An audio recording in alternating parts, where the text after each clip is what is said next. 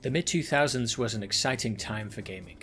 It was the outset of the HD era, and plenty of big-name developers were eager to test the possibilities of the latest hardware with new ideas. These early years of the 7th gen gave us games like the original Assassin's Creed, Dead Space, Far Cry 2, Mirror's Edge, Crackdown, Mass Effect, Alone in the Dark, and Spore. Regardless of their successes and failures, and the sad cash-grabbing husks many of them would become later, it's hard to deny the lofty ambitions of these early HD games that tried their best to create something original, and in some cases experimental, that could only exist on the newer hardware. But along with the higher resolutions, greater number of polygons, and more capable physics engines of the burgeoning 7th gen, another number was also going up. The cost of developing a game that met these higher standards was starting to become prohibitively expensive, and it's surely no coincidence that this was also around the same time Braid was released, and the indie scene really started to take off and become a force of its own. If you're watching this video, then you probably have enough of an interest in the games industry to already know what happened next. The high cost of producing graphically impressive games led to big budget studios only greenlighting games that were certain to turn a profit, which in turn led to every AAA game looking and feeling exactly the same, as they all drew from the same market research-led playbook. Yeah, I'm getting in the digs on AAA games early in this video. But anyway, that's a sad and depressing story that's been told enough times, and in many ways it's an ongoing story where we're still waiting for that bubble to pop.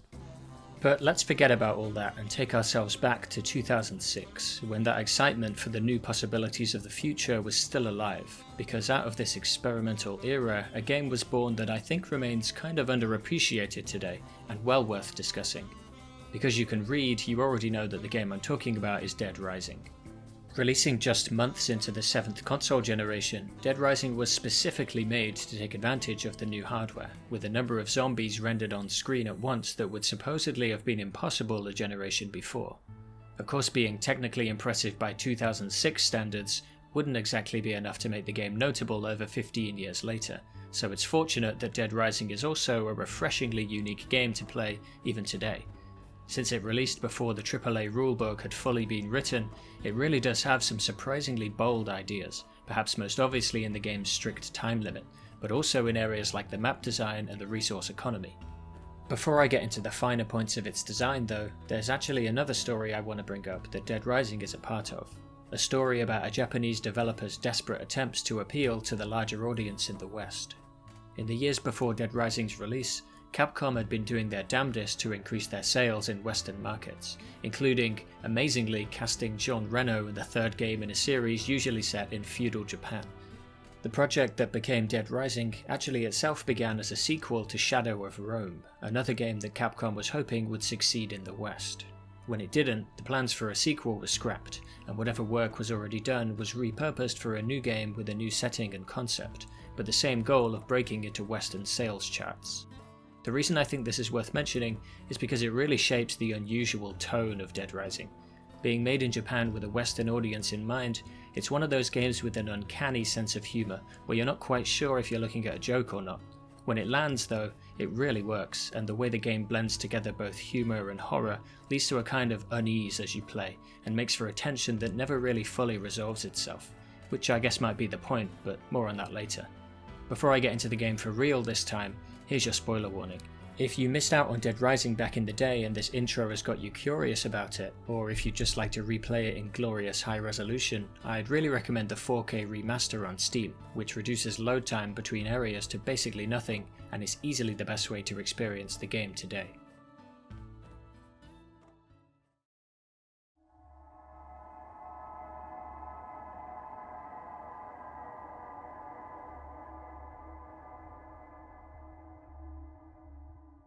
Here's the premise. In Dead Rising you play as Frank West, a photojournalist investigating a military lockdown in the small, rural, and very much American town of Willamette, Colorado.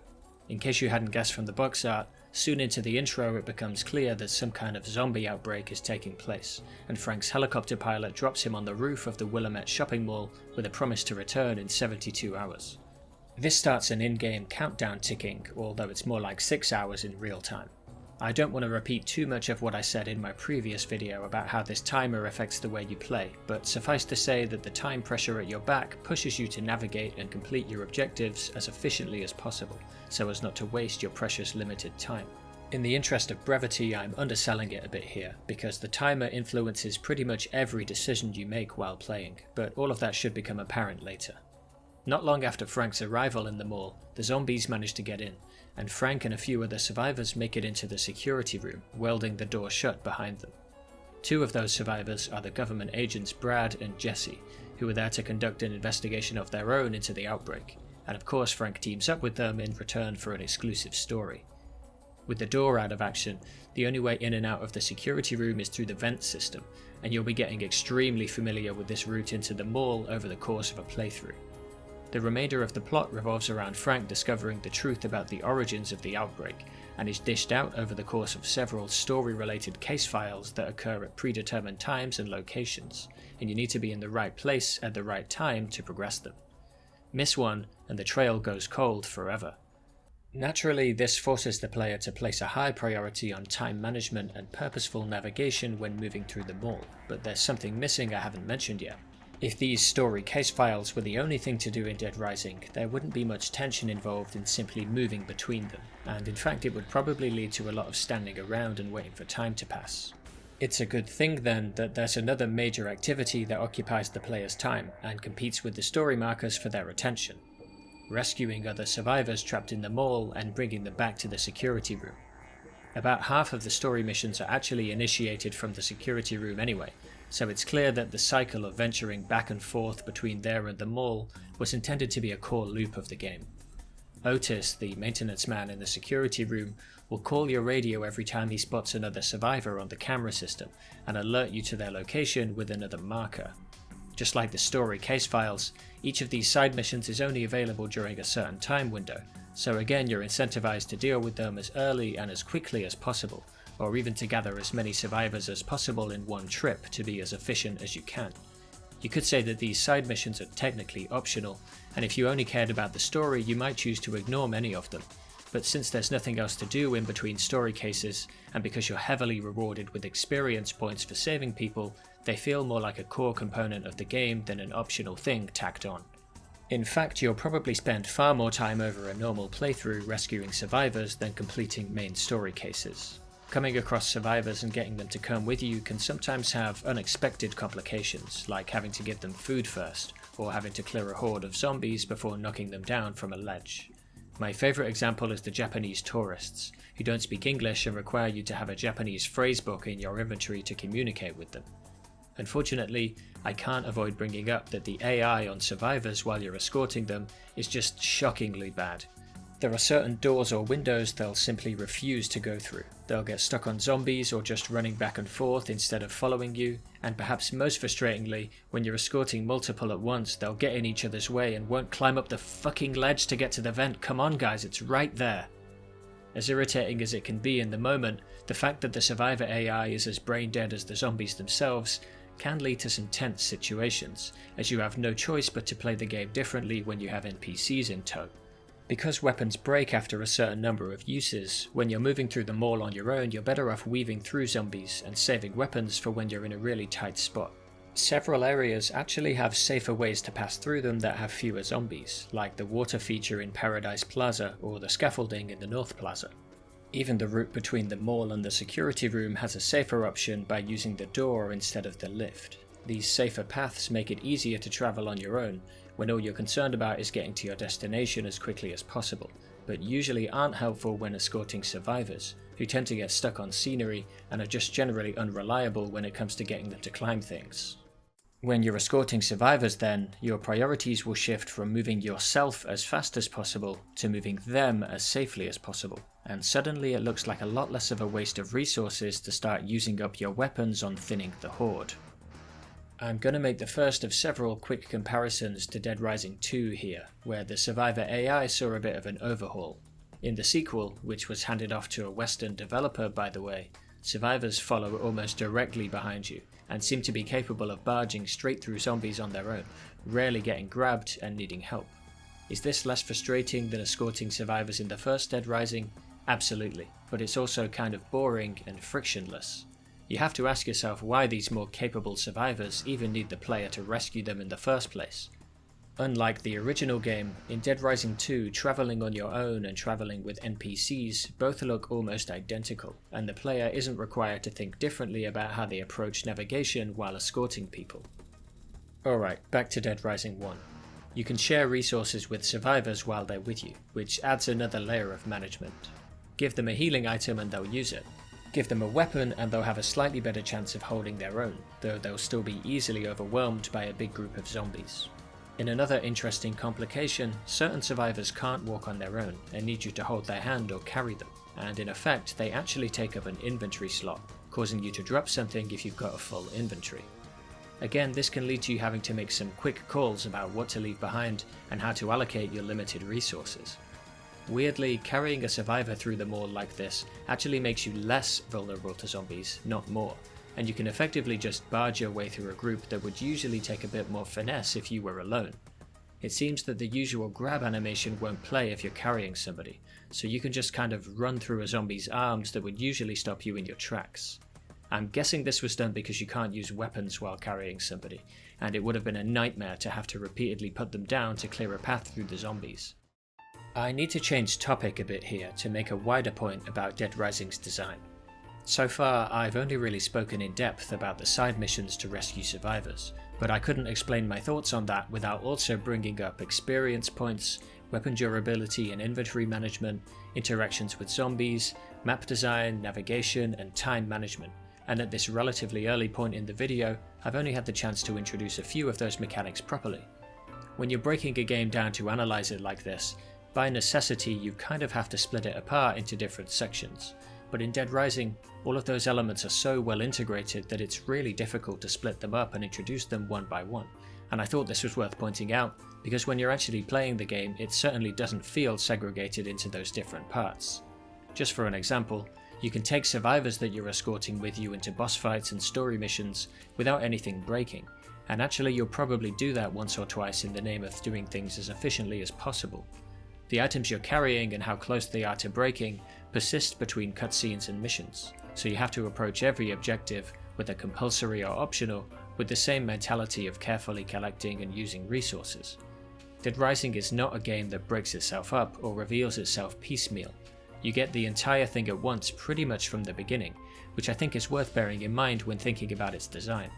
You have access to almost the whole mall from the start, are introduced to time management and balancing the story with optional tasks very early on, and the game remains remarkably consistent in how it works for the majority of the playtime. It's only the final hour or two where Dead Rising shifts into something different, and unsurprisingly the ending chapter is probably the weakest part of the game. But that's one thing I really can justify saving for later. Let's talk map design next. The mall is laid out in a rough circle, with the interior courtyard connecting to various points on that circle, which makes it the quickest way to cross the mall early on, and in any case there's a break in the circle at the top right, which forces you to pass through the courtyard. The map is actually quite small, and can be crossed in just a few minutes, but I'll argue shortly that that's a good thing.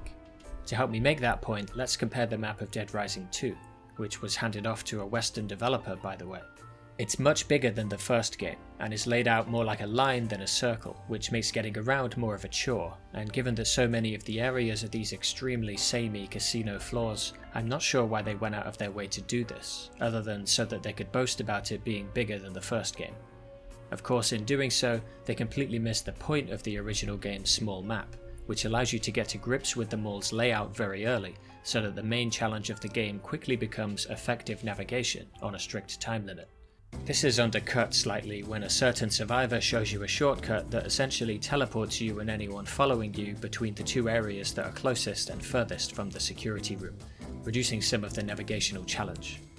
Thankfully, using this shortcut isn't always the optimal way to get around, because sometimes you'll want to move on foot so that you can complete objectives or grab resources en route. So while the shortcut does make getting around slightly easier, it's just another tool the player can use on top of everything else, and it's possible to miss it entirely if you don't rescue that particular survivor.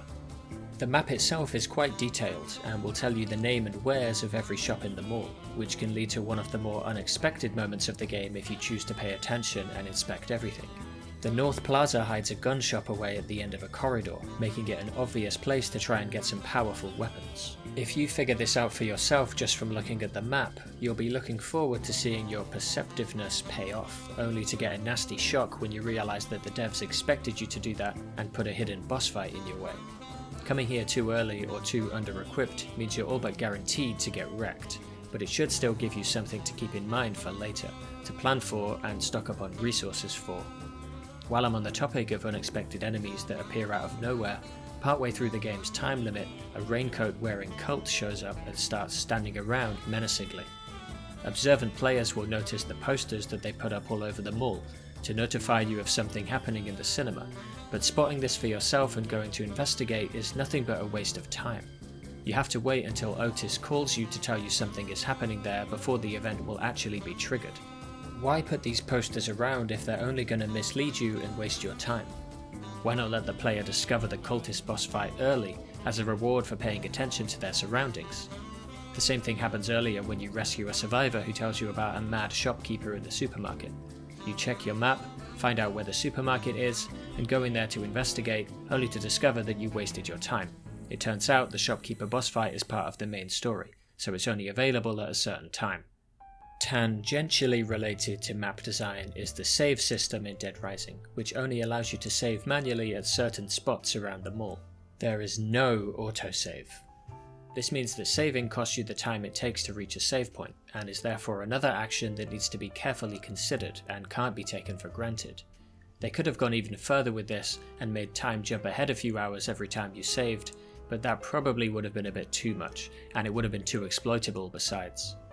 The original release had only a single save slot, which really was brutally unforgiving, but the remaster you're more likely to play today lets you have multiple saves on the go at once. However many save slots you use, one side effect of this manual save system is that it encourages you to aim for perfection. At a glance that sounds like a good thing. Why wouldn't you want your game to encourage skilled play?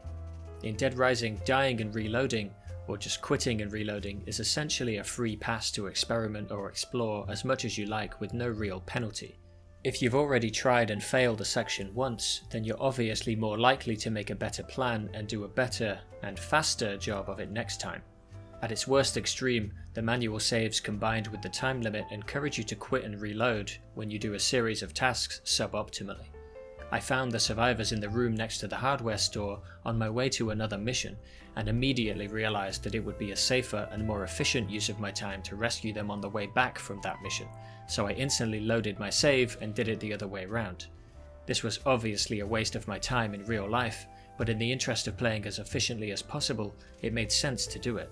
It's a problem I didn't encounter in Unsighted, where dying and going back to a checkpoint was a failure that cost you something because you don't get any time back when you die, rather than a free pass to try again and do it faster, as it is in Dead Rising. So where should I go from here? Experience points seems like a good next step because they interact with so many other mechanics, but I have to warn you that they're actually called PP in this game, so I'll be saying that for a while now. There are a few ways to earn PP in Dead Rising, but the main three are killing milestone numbers of zombies, taking photos with Frank's camera, and rescuing survivors. Of these three methods, killing zombies rewards you with relatively few points, and is a far from efficient way to level up. Taking photos nets you a small amount of points, more if you do so at just the right time when you see the photo icon. Their photography mechanics are surprisingly complex considering how non-essential they are and how few points you get from them, but once you understand what kinds of pictures earn more points, you'll be looking out for opportunities. It's a minor part of the game, but a welcome ingredient that adds yet another thing for the player to keep track of as they play. In Dead Rising 2, which was handed off to a Western developer by the way, photography was removed entirely and replaced by small PP bonuses you get for killing zombies with combo weapons, a new feature in the sequel. I find this less interesting than the photography from the original game, because killing zombies with weapons is something you're gonna be doing anyway, and shouldn't need any additional incentive, whereas photography is an additional mechanic on top of everything else. Anyway, in Dead Rising, by far the biggest source of PP over a playthrough comes from rescuing survivors, so as I said before, you really are heavily incentivized to do it. But what's the point of all this PP gathering? Well, every time you level up, you'll get another bonus, like an extra health point, an extra inventory slot, higher attack damage, a faster running speed, or a new skill, usually an unarmed attack move. Most of these upgrades are self-explanatory, and are obviously very desirable at the beginning of a playthrough when your inventory and health bar are tiny. The jump kick move learned early on is indispensable to the point where playing without it feels like something's missing, and the zombie ride move ends up being way more useful than it appears at first. All of these improvements contribute to making the game easier, but I find the speed upgrade in particular to be an interesting case. Simply by allowing you to move faster, this upgrade drastically lowers the difficulty of the game by reducing the time cost of travelling around the mall. If it would normally take you, say, 3 minutes to reach a survivor on the other side of the mall, then reducing that time to 2 minutes by increasing your speed frees up an extra minute, which can give you additional leeway for mistakes, or allow you to take detours and keep yourself stocked with the most powerful or efficient weapons and healing. Your speed is only increased 2 or 3 times over the game, so there must have been some recognition from the devs that it was a game changer. Unfortunately, as you level up and become more capable of dealing with the problems the game throws at you, there's no real escalation of difficulty to keep things interesting. Dead Rising's difficulty curve is pretty much a straight line. While zombies do become a bit more aggressive at night, and the convicts that appear in the inner courtyard make travelling through it more dangerous, neither of these minor changes ask the player to change their strategy or think differently, and they don't offer challenges that are much harder to overcome than the rest of the game. This lack of escalation, coupled with the constant drip of upgrades, means that Dead Rising is a game that only gets easier over time, not harder, and as a result, it also gets less interesting. The difficulty at the beginning of the game is all on the side of the player, not the side of the zombies or the world. It comes from an absence of what the player can do. They can't carry more than 4 items, and can't take more than 4 hits. Every time those numbers increase, another part of that difficulty is removed, and this keeps going well after the difficulty is gone entirely. The max level of 50 is so high that your stats just keep increasing long after you've already stopped having to worry about them. When you have 8 health points and 8 inventory slots, you can already tank your way through most situations, and will rarely need to make any difficult calls about which resources to carry with you, but the game just keeps leveling you up, and you'll end up with 12 health points and 12 inventory slots, meaning you'll pretty much never need to think about either. By the end of the game I was running around with chainsaws to spare. When your attack damage reaches its max level, you can kill a zombie with a single swipe from a basic combat knife, one of the most common items in the game, which makes holding onto powerful weapons far less important. When considerations about resources like health, inventory, and when to use your more valuable weapons are removed from the player's mind, the game is less interesting because there's less that needs to be juggled at once. In a game like Resident Evil 4, upgrading yourself and your weapons is a compelling and balanced system, firstly because it requires the use of resources and some input from the player on what to prioritize, but also because upgrades are absolutely necessary for keeping up with the steady escalation of difficulty in that game. In Dead Rising, where not much changes over time to up the difficulty, increases to your health, speed, and damage are permanent upgrades that only serve to make the game easier. And I really do mean permanent, because in what's probably the biggest blow to any semblance of difficulty in Dead Rising, your level can actually be carried over to a new game. And no, it's not a New Game Plus where you need to finish the game first. You can restart the game at any time with whatever level you've reached in your current playthrough. This is a decision I don't really understand because it undermines what I see as the core appeal of the time limit in the first place. That is, the sense of tension it brings. Starting a fresh playthrough from level 1, you have a natural incentive to try and level your way out of that hole by playing as efficiently as possible and maximizing your experience point gain. Every decision you make is one you made based on whatever resource pressures you were feeling at the time, and every time you save the game you're locking in whatever decisions you made that led you to that save point, whether good or bad. By allowing them to just drop all of that and start a new game with their current level, Dead Rising passively encourages the player to break the game's sense of tension in half, which just feels completely at odds with the point of the time limit. I get that this was probably a concession for players who found the game too much of a challenge at level 1, but the way Dead Rising tried to solve that problem just makes the game less interesting for everybody, and leveling up past a certain point makes the game far too easy. If stat upgrades were something you had to go out of your way to acquire, like by beating optional bosses or investing your time and inventory space into item hunts for ingredients, That could have made for a more interesting upgrade system than the passive one that just slowly makes the game less challenging as you play. There actually is an item hunt near the end of the game as a final lap around the mall, but the items don't take up inventory space, which feels like a missed opportunity to me. This could have been a chance to reintroduce some much needed difficulty if the player was forced to give up inventory space for the final section. Now that I'm talking about inventory management, that seems like a good topic to move on to next.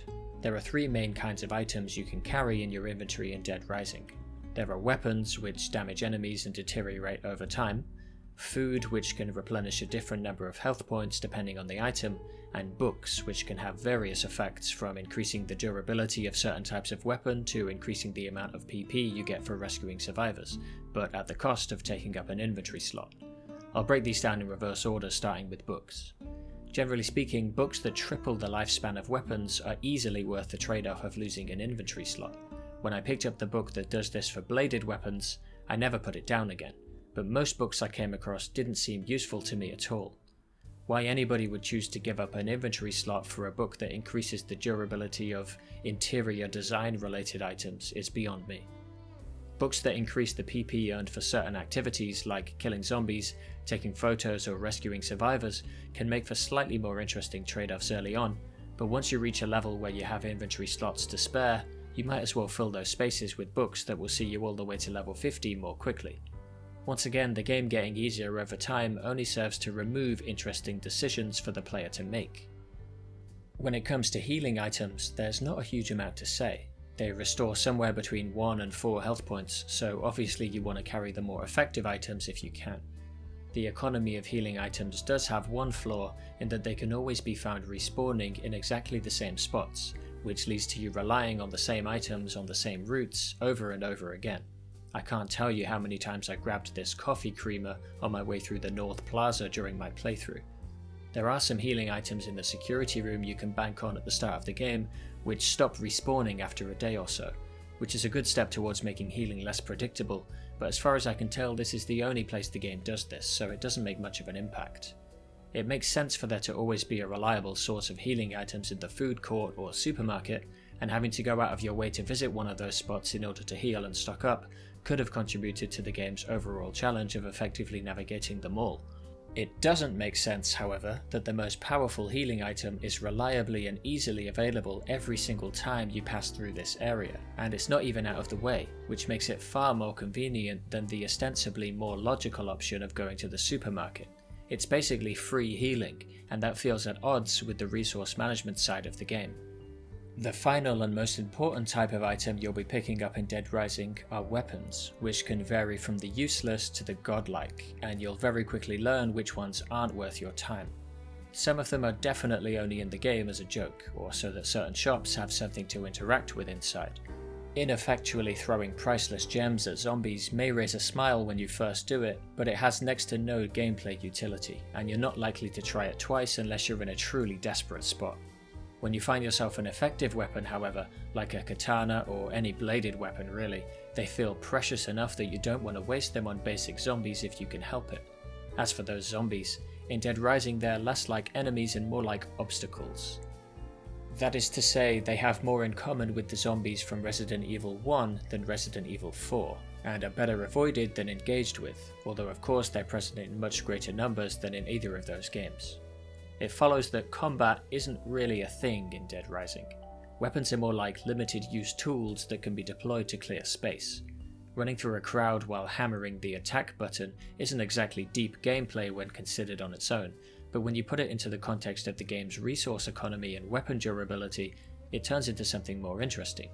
Having the choice between using up your stored resources to kill zombies, or taking the more risky option of saving resources by weaving between them, means that button mashing like that is a meaningful decision the player has made for themselves, and they'll be acutely aware of the draining consequences of every swing.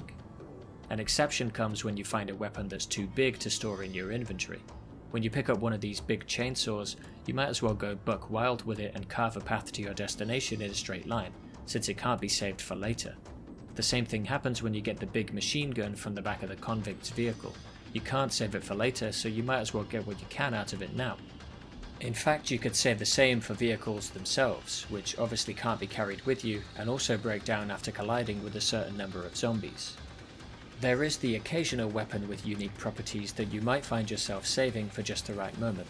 For a lot of my playthrough, I tried to keep at least one queen wasp in my inventory, a single-use zombie nuke that kills all of them within a certain radius, which always seemed well worth giving up an inventory slot for.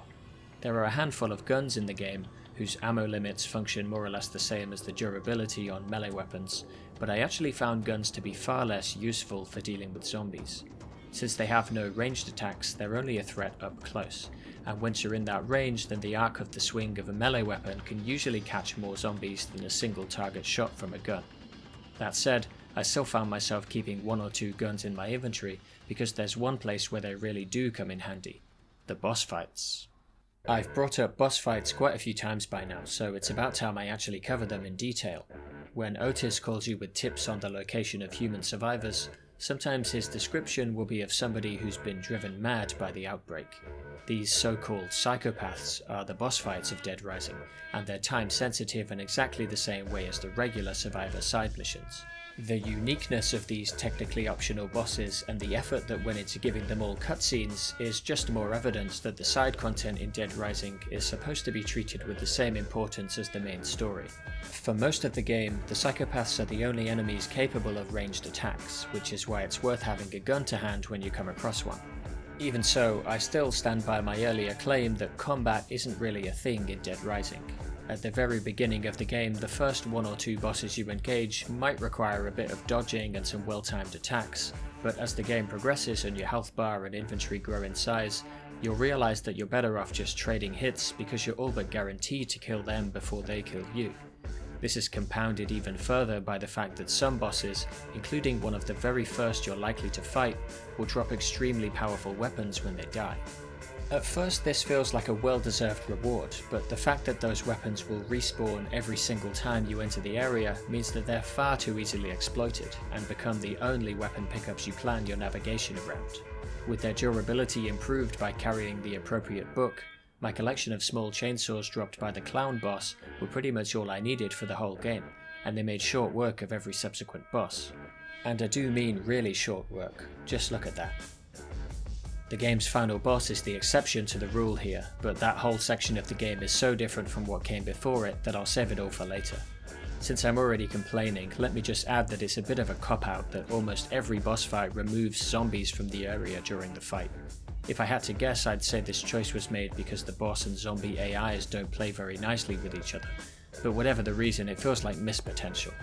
So just like with the regular zombies, the boss fights in Dead Rising are less about mechanical skill in combat and more about saving and spending resources. Ultimately this is a good thing, both because the game revolves around the careful use of resources anyway, and because the game's controls are honestly kind of bad.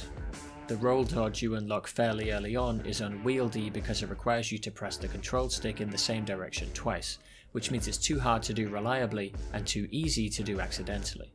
Attacking is also a clumsy affair because it usually forces you to a standstill every time you swing a weapon, with a short period of vulnerability afterwards. This is fair enough when fighting ordinary zombies because dealing with them is all about positioning and situational awareness. It's less fair when fighting a boss who won't be staggered by your attack and is quick enough to get a counter hit in before you can move away. Moving and aiming at the same time is a big no-no, which can lead to comically tedious situations like this, where I have to move a step to the side to avoid the machine gun fire and then re-aim every time I want to get a shot in. I know Dead Rising is from a time just before the mass standardization of control schemes, and I have nothing against alternative controls that work for whatever the game is trying to do, but in this case I just don't think it works. I know you could say that the cumbersome shooting mechanics push you away from using boring guns and towards the more interesting and varied melee weapons, but I'd argue that the durability and resource management mechanics already do a good job of that. It's unfortunate that the bosses are so underwhelming because the cutscenes that introduce and outroduce them are often the peak of the game's humour and emotional moments. I'm about to dive into a much more subjective area of criticism, but as Dead Rising has such an obviously satirical intention, it's something that I think deserves a paragraph or two. Broadly speaking, the mood of Dead Rising can range from the horrific to the surprisingly funny. The death cutscene of the Vietnam veteran boss is unexpectedly sympathetic, and I feel confident in saying you'll feel sorry for at least one minor character throughout the game. But also, stuff like this happens.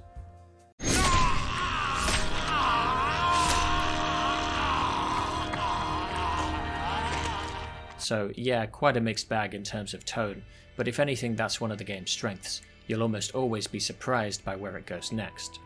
If you've been thinking that Dead Rising's central concept of being stuck in a mall with zombies is similar to a certain horror film by George Romero, then you're not alone. It's clear that the game takes a few hints from the themes of that film, laying bare the embarrassing excesses of American society by showing a shopping mall full of junk with nobody left to buy it. The shambling, mindless humanoids wandering through its halls are now consumers of flesh, not hats and cheap electronics. The muzak that drones from the mall speakers is a brilliant parody that stayed stuck in my head for longer than I thought it would. Over the course of the main story, it turns out that the original source of the zombies was in secret experiments the US government was performing on cattle in Central America to try and increase meat production to satisfy its gluttonous population.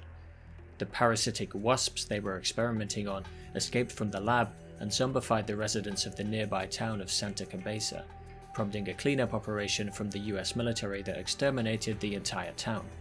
Among the few survivors was Carlito Keys, who, along with his reluctant sister Isabella, have used the same wasps to cause an outbreak in Willamette as an act of revenge.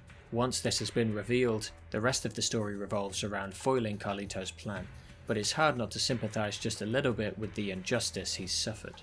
It's notable that Carlito doesn't die by the player's hand, but rather because of his own actions, however indirectly. In fact, the final boss is not Carlito, but the American Special Forces officer who led the initial cleanup operation back in Santa Cabeza, leaving you in no doubt as to who the real villains of the story are supposed to be. All told, Dead Rising is a satire of American culture and consumerism that's distinctly off-kilter but genuinely entertaining in a way that maybe only an outside perspective is capable of creating. If you're a fan of Metal Gear, then I think you'll know what I mean here.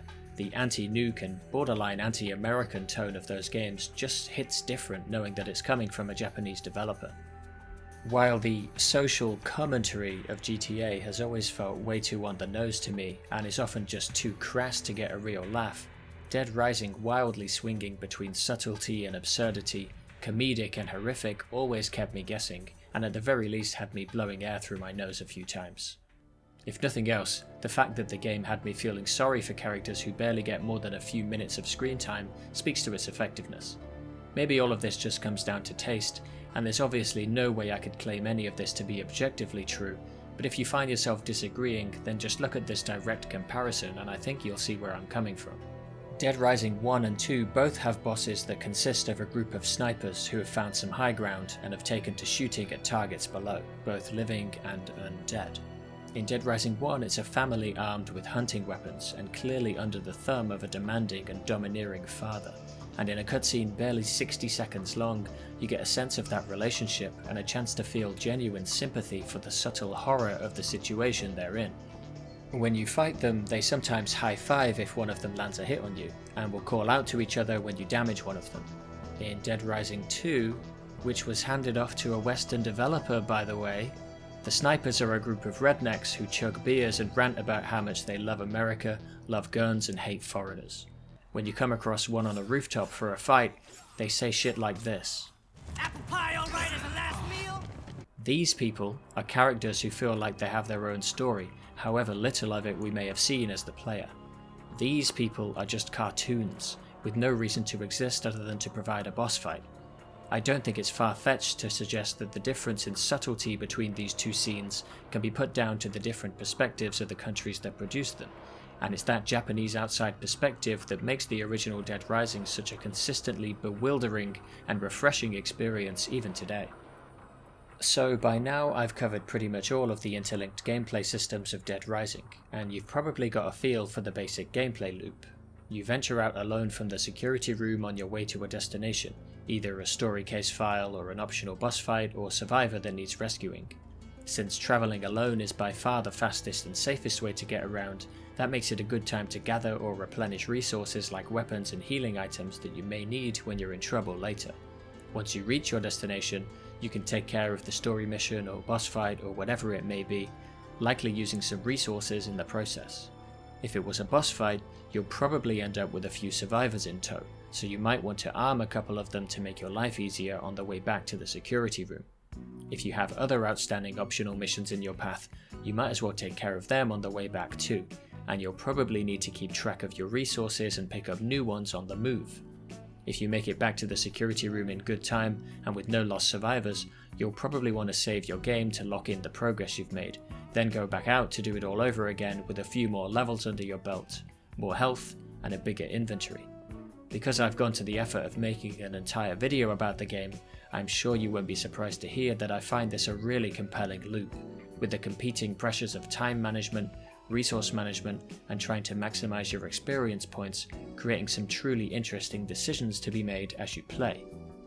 But the funny thing about Dead Rising is that if you zoom in on one part of that holistic loop and look at the game's individual parts, they're actually really not very good.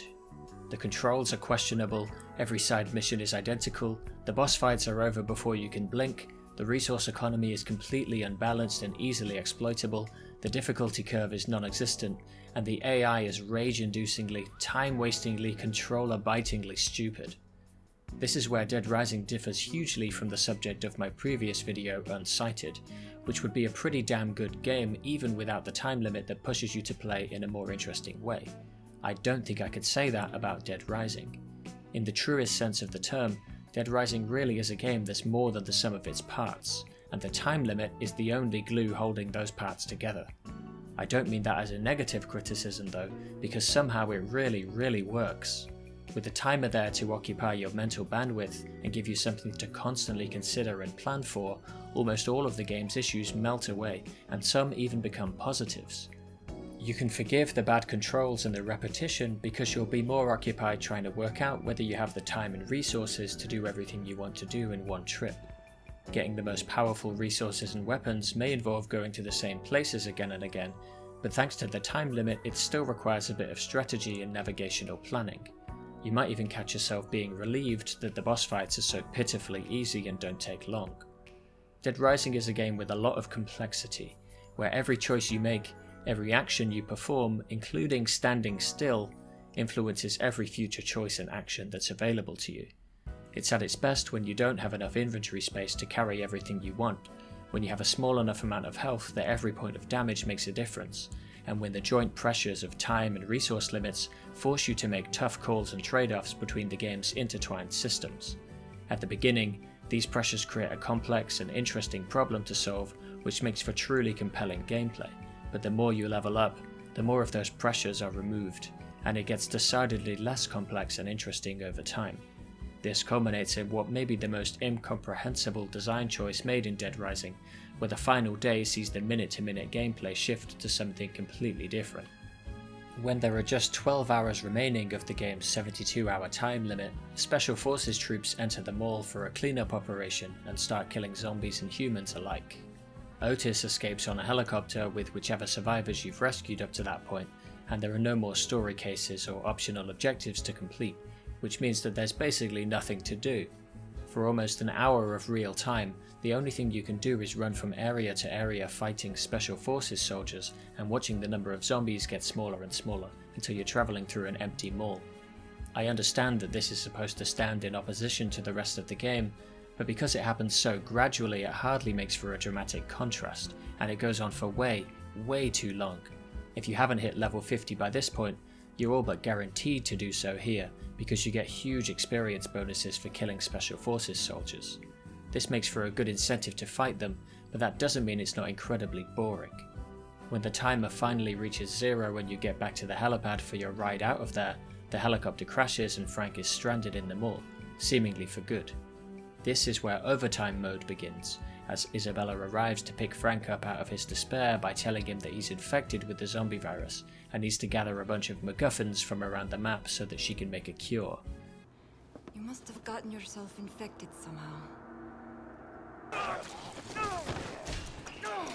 You get a new timer of 24 hours in which to collect these MacGuffins, but it amounts to little more than a victory lap around the mall, as the items you're grabbing don't take up any inventory space and don't ask you to make any kind of decisions at all while collecting them. The mall is also full of zombies again now, which is just as well because after the item hunt is over, Isabella asks Frank to bring 10 queen wasps as the final ingredient. This is the only part of the ending that even comes close to the complexity of the game's earlier sections, and it still falls far short of them. Because each queen actually takes up an inventory space, there is some strategy involved in farming them from zombies and bringing them back to Isabella, as you'll have to choose between dropping items to make room for more queens, or holding onto your items but taking more trips back and forth to Isabella's hideout. The timer for this part is generous enough that you're more likely to make this decision based on how bored you are rather than how much time you have left. I want to make one last comparison to Dead Rising 2 here, which, in case you didn't know, was handed off to a Western developer. In that game, the protagonist Chuck needs to give his daughter a dose of Zombrex once every 24 hours to stop her from zombifying, which in theory sounds like a really interesting wrinkle to add to the Dead Rising formula. The rarity of Zombrex means that there really aren't that many opportunities to get it, but because the game clearly signposts which events will reward you with Zombrex, it's easy to prioritize it and avoid running out. Zombrex is another of those items that doesn't take up an inventory slot, so there's no trade-off whatsoever involved in getting as much as you can. Not to sound like a broken record, but if Zombrex did take up an inventory slot, they would make the player's interactions with it so much more interesting, and there would actually be a trade-off involved in carrying some. I don't think either of the two games did justice to this idea of item gathering, but I think there's potential in the concept, maybe in a combination of the mechanics from each game. For instance, if the original Dead Rising had spread its queen hunt over the entire game, rather than just having it in the last part when there's nothing else to do, it could have made for another ongoing thing to keep track of, and another pressure competing with everything else for your attention and your inventory space. I think I've made the case by now that the more of these competing pressures the player is under, the more interesting Dead Rising becomes, so leaning as far into that strength as possible seems like a no-brainer to me. Once you've brought Isabella 10 wasps, you move on to the last sequence of the game, basically travelling down a long corridor full of zombies towards the final boss battle. Because Dead Rising came out in 2006, it was legally required to have an on-rails turret shooting section, and they crammed it in right at the end here. There's not much to say about this tank battle, other than that it's boring and it sucks. Once that's over and done with, you can get to the actual final boss, which unfortunately isn't much better. It's a ridiculous difficulty spike that empties your inventory and forces you to fight using whatever hand-to-hand moves you've unlocked along the way. This fight is pretty terrible on its own, and is made even worse by the fact that every time you fail, you go way back to the last save point and have to waste another 2 minutes of your life on the tank shootout again. Thankfully I got lucky and somehow roundhouse kicked half the boss's health away in one move on my second try. This late in the video, it probably goes without saying why I think this boss fight makes for a weak ending. Dead Rising is not a game about dexterity, it's a game about resource management. I suppose the devs felt the need to flip this around for the final boss in order to make for a tense and climactic finish, but it's just a shame they weren't able to do that while playing to the game's strengths. However you may feel about it, that brings us to the end of Dead Rising, and the end of this retrospective. Before I let the credits roll with my final thoughts, I should point out that after finishing the game with the true ending, you unlock Infinity Mode, which drops you in the mall with no time limit and asks you to survive as long as possible. You might be thinking that the game would lose all of its appeal when the pressure created by the timer was removed, and I'd be inclined to agree. Somebody at Capcom clearly thought so too, because Infinity Mode comes with its own sort of pressure pushing you forward. Frank is constantly losing health, and you have no choice but to be always moving and searching for healing items.